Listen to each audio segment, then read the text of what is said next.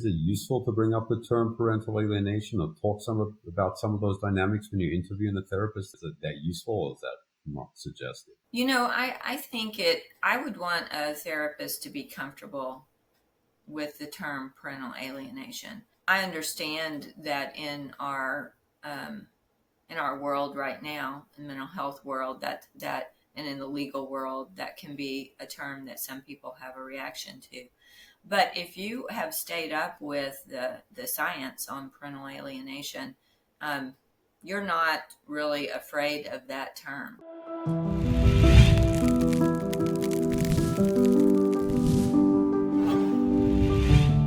Howdy, how do?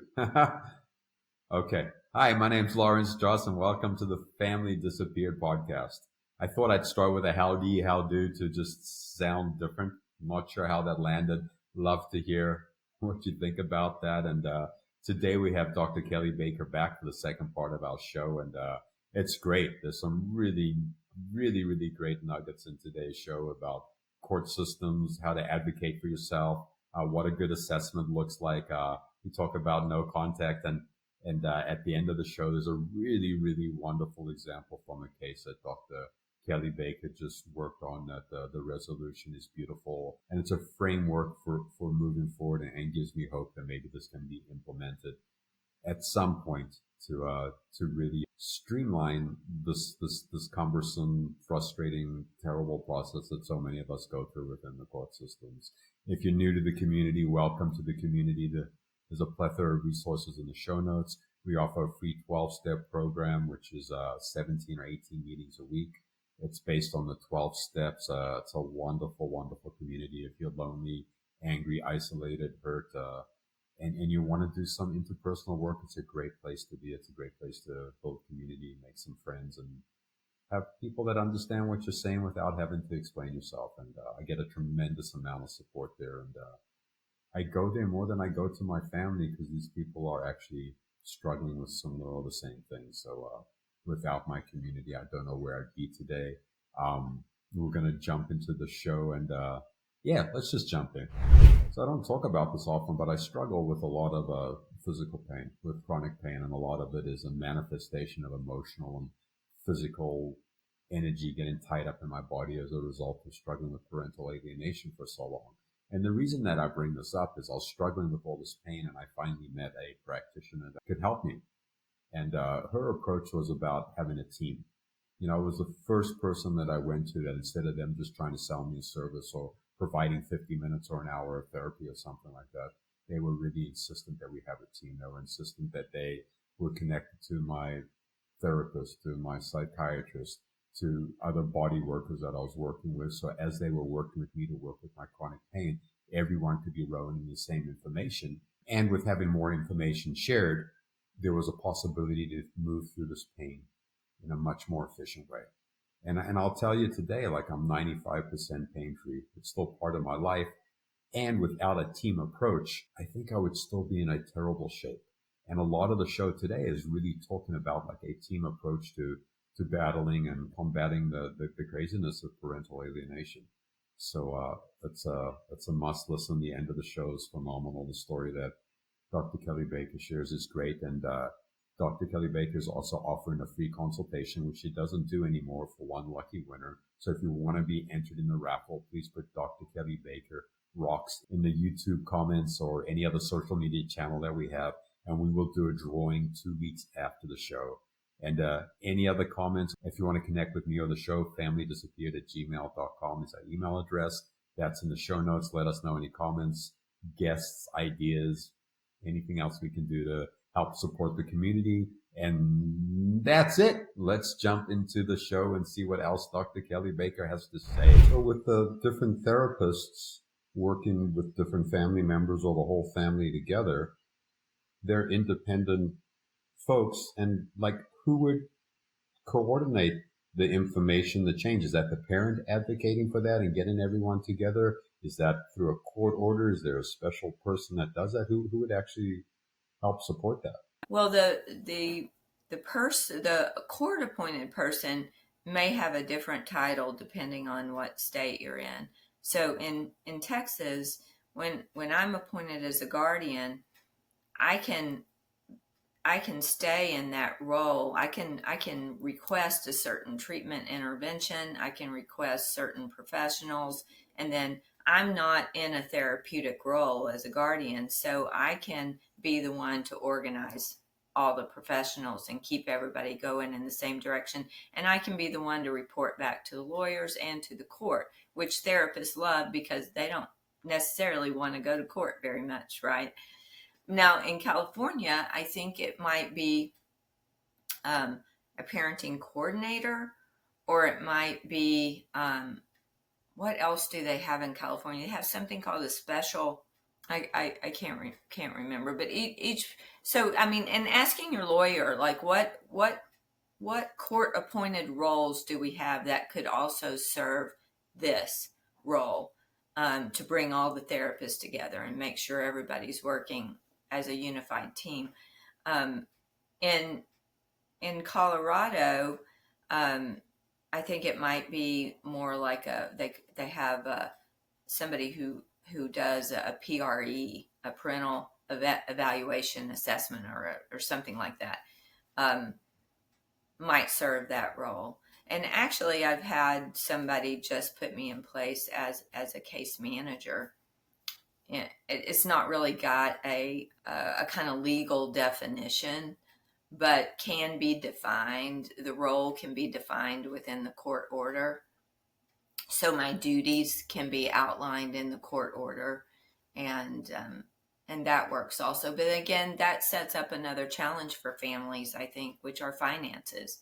If you've got 3 different therapists on board who specialize in this type of work, they're probably not taking insurance. And then you add another professional who just manages the team, right, and reports to the court. You've got 4 different people on your payroll, and that can get really costly. So I think that's another challenge to families, is that these families need so much intervention, and they need so much help, and yet most people can't afford all of those professionals. Yes, yeah. The finances are definitely restricted to so many different families because it's such an expensive process. And I think this whole idea of actually someone managing the team and having everyone go in the right direction and rowing at a similar speed is incredibly important to have any kind of significant change in the family system. And yeah, I'm curious if there's different things in different states in place to have someone organized. And I got to think the parent has to be the main advocate to make sure that that's actually happening and having it reported back to the court. You also said something really interesting about the attorneys, and I think the attorneys pick up this polarized perspective of one parent, and they go in court and they represent that, and they're not really representing the child, they're representing this polarized experience. And I think that's really important for parents to understand that the child's getting missed, and that the attorneys are just taking a perspective and digging into that perspective, because there's so much hurt feelings around that and so much anxiety and fear and stuff like that. But I'm actually understanding that perspective that you just presented, that this attorney is just picking this up because that's what they do. Feels like maybe it humanizes, and there's some understanding to what's happening in the process. Yeah, I think some parents are really clear that, an attorney is just, quote unquote, doing their job. So it's what they're hired to do, is to advocate for the person who hired them. It's also part of it's also part of an ethics question, because lawyers, part of their code is that they advocate and fight for their client. Mental health professionals don't have that requirement,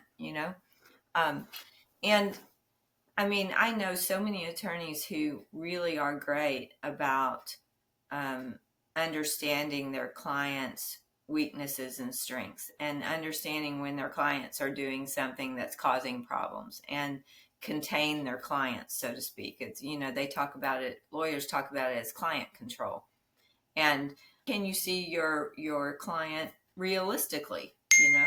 And sometimes that depends on whether or not the lawyers really trust the mental health professional on board. So, if you've worked with a lawyer for years and they've had cases that you've agreed with them on, cases you've disagreed with them on, but bottom line is they kind of trust your ability to assess the family and what's going on. And the mental health professional tells them something their client's doing that's causing trouble, then they'll usually respond in a way that's very helpful, talking to their client, trying to get their client to be more cooperative or do what they're being asked to do.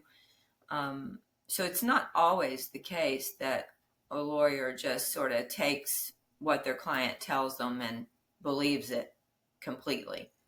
It really depends on the lawyer, I would say. That makes a lot of sense. And what would you suggest to parents to try get their mental health professional and their lawyers working more closely together so there's not such a huge divide on what they're actually doing and it actually maybe moves the process along in a more smooth, efficient way?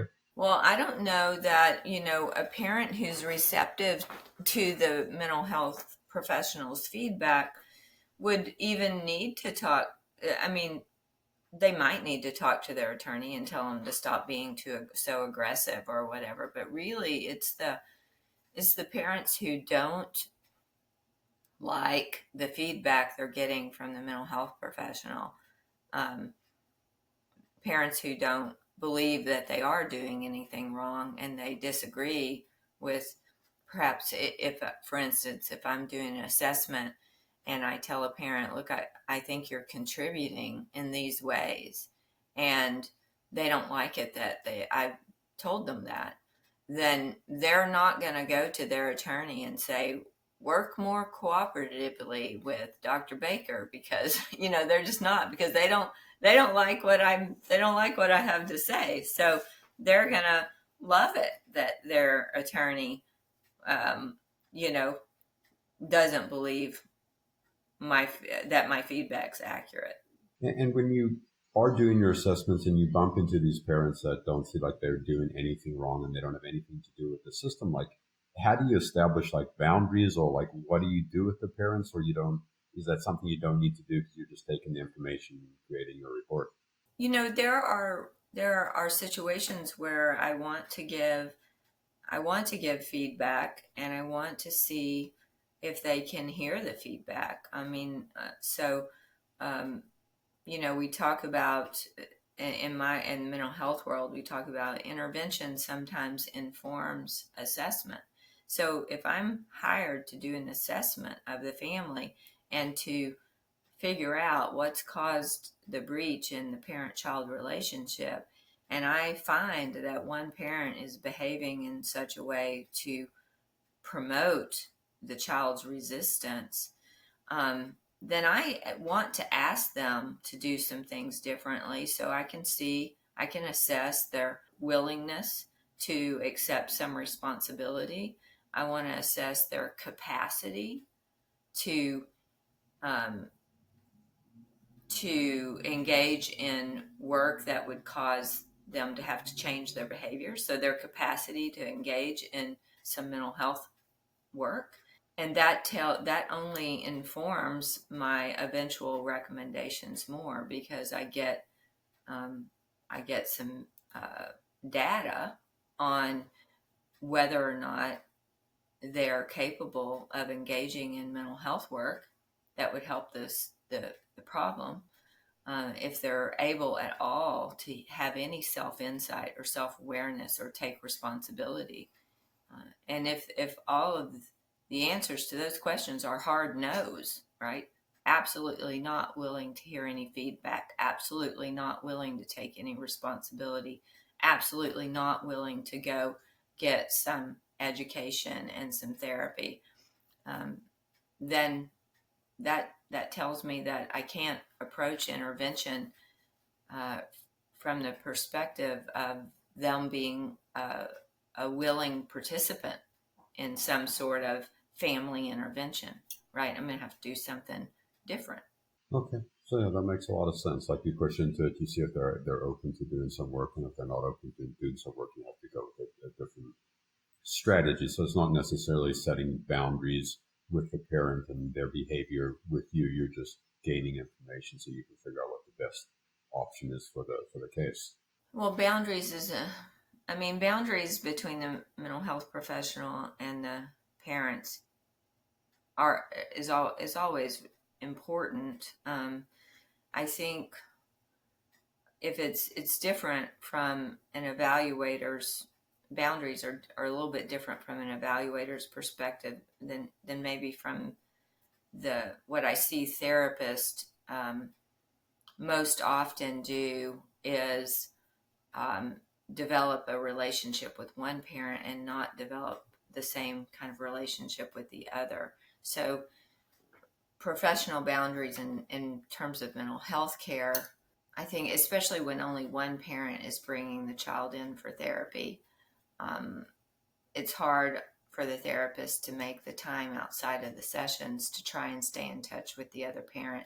But I think that's one of the most important boundaries for like outpatient mental health care would be those professionals just need to be really aware of getting when especially when they're working with the child is getting information from both parents, not just having one parent bring the child in all the time and having conversations with that one parent.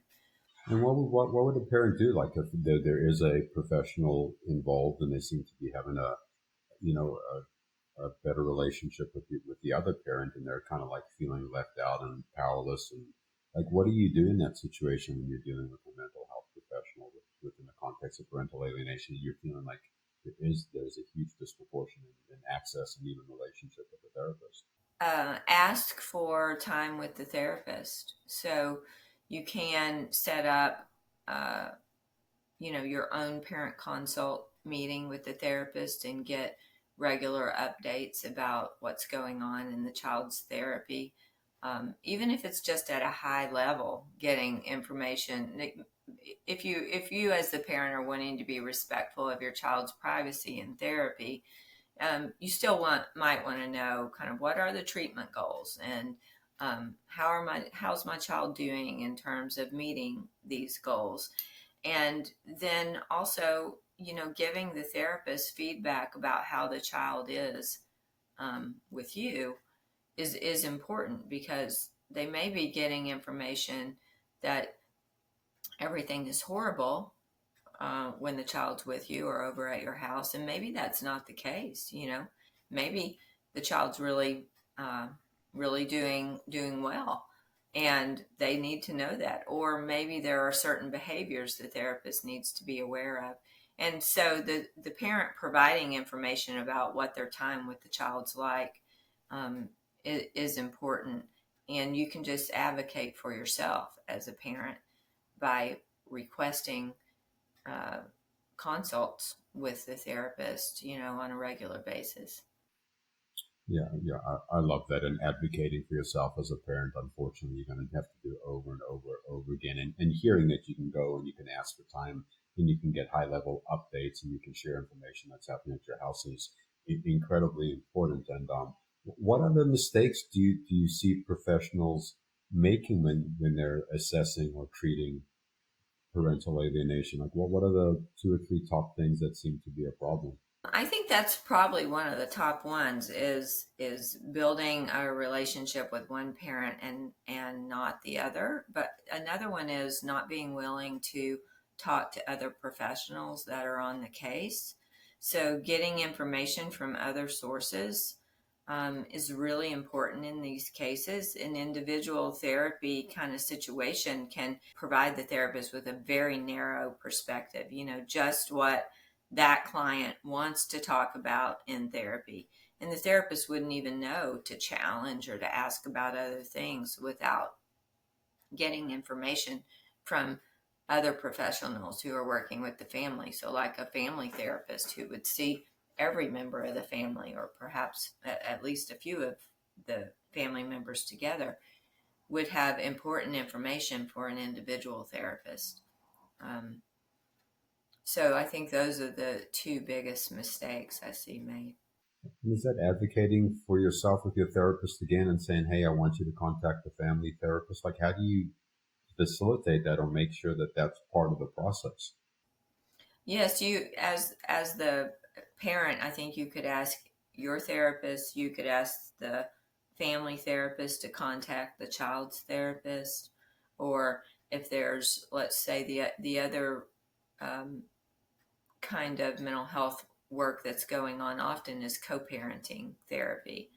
And so a parent might ask the co-parenting therapist to check in with the family therapist, or to check in with the other parent's therapist. If so, in co-parenting work, if you have the same problems coming up and one parent, and it's because one parent's not um, willing to communicate in an appropriate way or something, the co-parenting therapist should talk to that parent's individual therapist and say, we really need your client to improve in this area, to do something different, or to show more self-awareness. And that way the individual therapist can build that into their work with the parent. And because therapy's confidential, like, does parents need to sign like some kind of document that these people can chat with each other, or it's just making a request and advocating for yourself? Is it more involved than that? Yeah, they would have to sign HIPAA releases, between the therapists. That's the other great thing that can come out of a court ruling that supports the intervention that's being recommended, is that part of the court order can be that the parents sign releases between all the mental health providers. I love that. I didn't realize that's something that would actually be part of the court order, to actually say, hey, this needs to happen. And we're advocating for the child and information needs to be shared. And again, as a parent, I need to tell my attorney and I need to educate the stakeholders that this is what I want ultimately done, because this is going to be the best possible outcome for my kids. I think that's incredibly important. And when you were talking before about the therapist and asking what the plan was for the child, how the child is doing, like, what else can we as parents do to support our children in this dynamic, whether it's in therapy or just in support in general, going through this process? Like, what would you suggest would be, again, 2 or 3 things that you think would be really important for us to do or advocate for? So the other thing that I think a parent can ask the child's therapist is, do you have any feedback for me? Just, do you have any suggestions for anything I can do differently that will help my child feel less stress, feel more comfortable at my house, so to really request feedback from the professional working with the child, I think is really important. I think that how a parent provides support to their child during these types of situations so if we're talking about cases in general, or in situations in general where a child is feeling some amount of pressure to resist or reject one of their parents, and that shows up, in how they transition from one parent to the other, maybe the things that they say about both their parents. So the way to support them really, really depends on their personality and what is actually happening. So that it's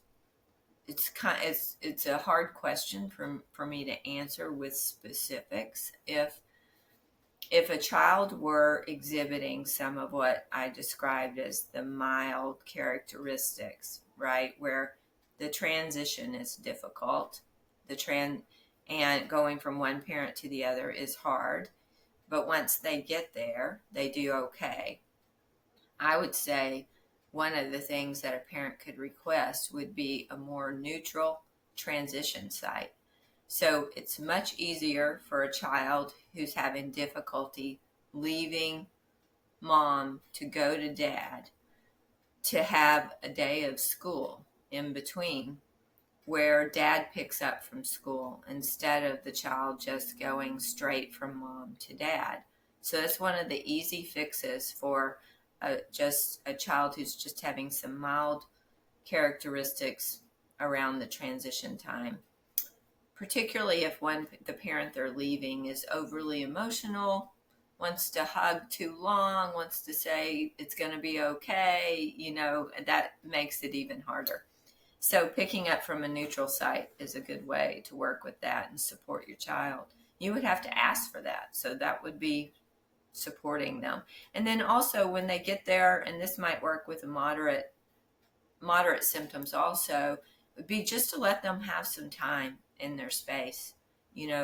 Nothing that requires a lot of them, really just some downtime, and let them transition into what is a completely different environment, completely different room where all their things are.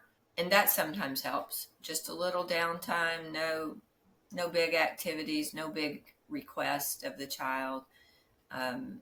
Not coming in and immediately saying you need to do this, this, and this, having a list of chores, just having things be pretty relaxed. And then some parents find that what's most helpful is a distraction. Like we pick up from after school or school or whatever, and we're all going out to dinner and to play mini golf, and that's the transitional activity. So and really what's best depends on the child's characteristics, personal characteristics. Thank you. And I love the idea of the neutral space, because I know for me, I used to pick up my kids and take them back to their mom's house to pick up stuff, and she would get to see them. And I didn't really understand the neutral space and just keeping them within my energy and within my realm without bringing all that additional upregulation back with them, with having to leave their mother again. So the neutral space, I think, is an incredible takeaway. And I would say, talking about the mental health professionals and how they can help and support, like you in the beginning of the interview said, a lot of folks don't necessarily have the right training. So when we go to hire a mental health professional, what's maybe the most important thing, or a couple things to ask them to make sure that they are equipped to navigate something really complex when it's happening? Questions about how much work they have done with, first of all, just families going through separation and divorce, and then get a little more specific about high conflict families. How comfortable are they interacting with lawyers? How often have they done that? Will tell you a little bit about really how much experience they have with high conflict, or have they had to testify before? I mean, most will say that's not my favorite thing to do, but yes, I've had to do it, X number of times. And then ask them specifics about their training with contact refusal. What training have they had? I mean, I've had over 300 hours of training after a master's degree, after a PhD, especially in parent-child contact issues, assessment, treatment. I would want to know, how many CEUs have they had in that area. If they've had 4 or 5, that's not very many. If they've had 20 to 40, that's a good amount. I mean, they've cared enough about that particular population to get a substantial number of hours working with that population of continuing education. And is it useful to bring up the term parental alienation, or talk about some of those dynamics when you're interviewing the therapist? Is it that useful, or is that not suggested? I think I would want a therapist to be comfortable with the term parental alienation. I understand that in our world right now, the mental health world, that and in the legal world, that can be a term that some people have a reaction to. But if you have stayed up with the science on parental alienation, you're not really afraid of that term. You know that it applies in certain situations of contact refusal. It is one form of contact refusal. There may be many other reasons to explain many situations, but a child affected by parental alienation is something I would want a therapist to know the signs of and to be aware of. 40% of what we know about parental alienation has been published since 2016. And so much of the research is newer. And if what they were reading from 2008, 2010 may still be accurate, but we've expanded on that quite a bit. And so in the scientific literature. That's wonderful to hear. I know my stuff started was probably about 2006, and there was nothing available. But to hear that 40% since 2016, that's incredible. And you're using the term contact refusal, and can you define that for folks? And you can also let folks know, like, I think you have a model for contact refusal. Can you just talk about that briefly, what that would look like and what it actually means and can look like? Some of the things we've already talked about are forms of contact refusal. Estrangement is a form of contact refusal. The reasons for the contact refusal are very different than the reasons for parental alienation. Parental alienation is a form of contact refusal. And so how we deal with that really starts with a very good assessment. And then the assessment for the contact refusal is what dictates the intervention needs, right? But a lot of times what happens, I think, is that a child gets taken to a therapist, and a therapist can only do a certain form of assessment. It's not a full family assessment.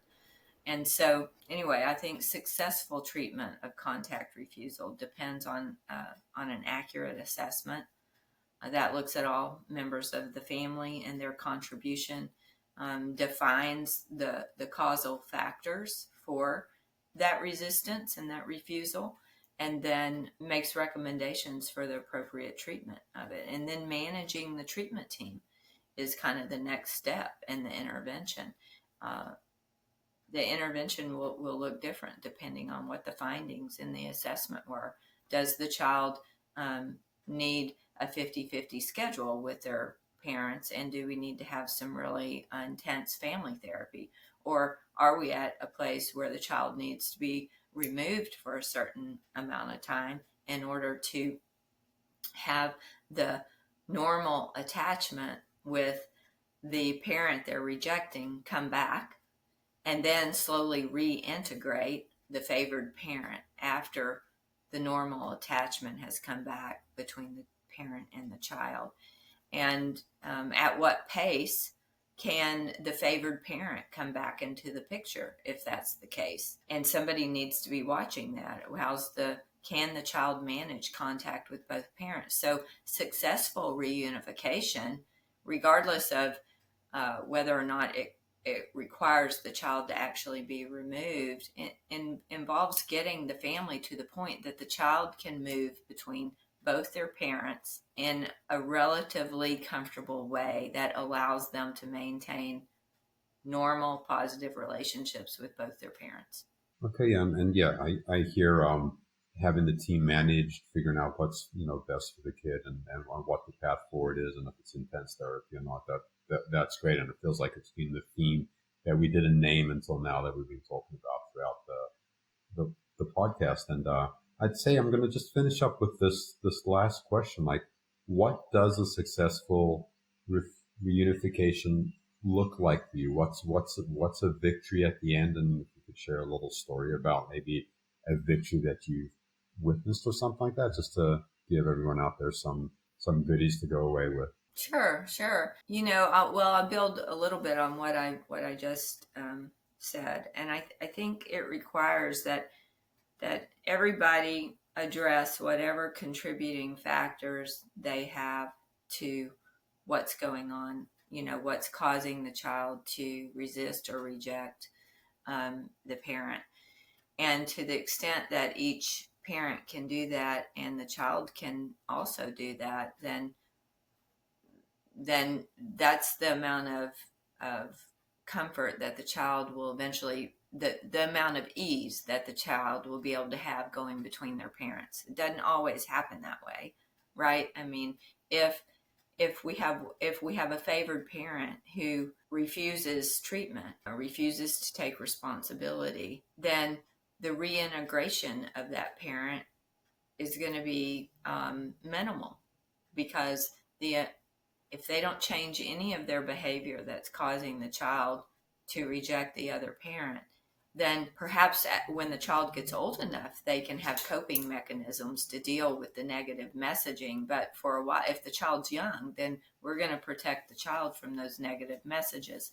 But I would say a success that I had recently had the elements of legal and mental health cooperation. We had 2 lawyers acknowledging the negative influence of one parent, even the parent's lawyer, and agreeing on a certain amount of exclusive time for the rejected parent and the child to be together and to go through an intervention together, intensive family therapy for several days, and then to continue that for several months afterwards.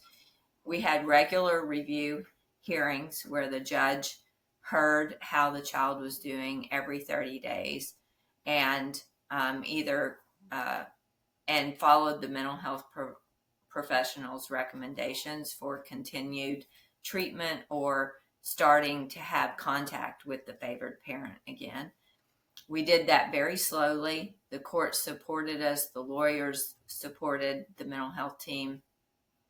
I managed the mental health providers, and we all stayed focused on the same goals. We had regular team meetings. So how the child was doing was talked about from many different perspectives, and how the parents were doing in co-parenting work was a part of that. We got the child had some of their own mental health issues that were contributing to the problems. And so we had a psychiatric evaluation, and we had some med management that helped the child immensely.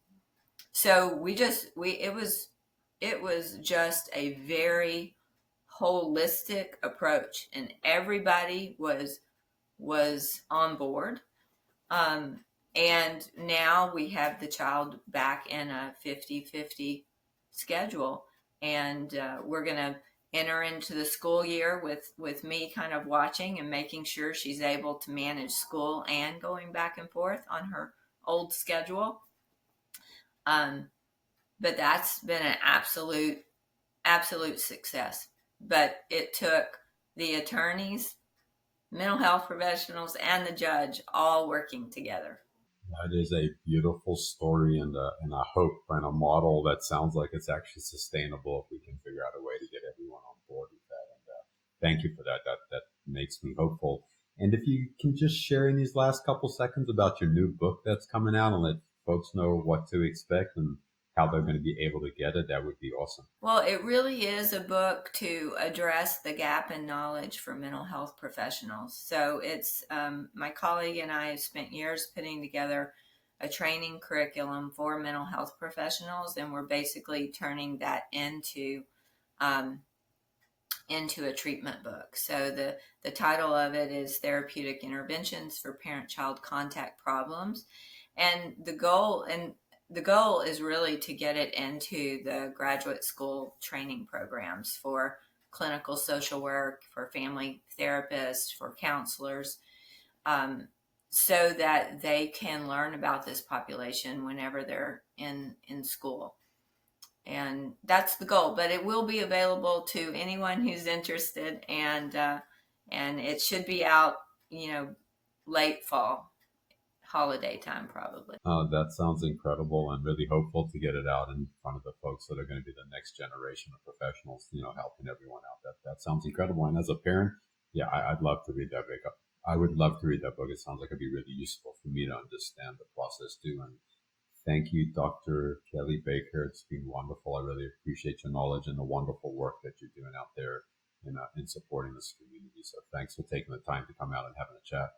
Thank you for having me. I appreciate the opportunity. Get an O today, and then a wow. And I say that because I just love the way that the show ended with Dr. Kelley Baker talking about this recent court case and everyone rowing in the same direction. And it sounds like what a wonderful intervention. What a wonderful way for a child to get a different kind of chance. And it was all the adults working together and court ordered and laid out by the court, and a judge that was open to that and attorneys that were open to that, which doesn't always happen. But the more we educate the stakeholders and the professionals, the better chance we all have of having that experience. And she also shared about a gentleman in Texas that went out and advocated for the law to change. And I got to tell you, like this work that I'm doing, that the people in the community that are doing, the other people behind the scenes that are helping produce and support this podcast are incredibly important. And we're all advocating for change. We're all advocating for a different way to be. And we need to take this pain and this frustration and this anger, and we need to put it into something useful for our community. And it might not change our life in this particular moment, but maybe we're going to help someone else. And then maybe they help someone else. And then it all ripples down and the system starts to change. So I have a lot of hope for us as a community if we get out there and we actually do the work ourselves. And I think that's the only path forward. And what a great show. And Dr. Kelley Baker rocks. And I really appreciate you all joining us. And yeah, in case no one's told you yet today, I love you. I hope you have a beautiful day. I hope your inner ecosystem has some sunshine and rainbows. And if you're struggling, come out and join the community. Come out to one of our free 12-step meetings. All the information's in the show notes. You can find some wonderful support. And with that, have a beautiful day, and I will see you around the neighborhood soon.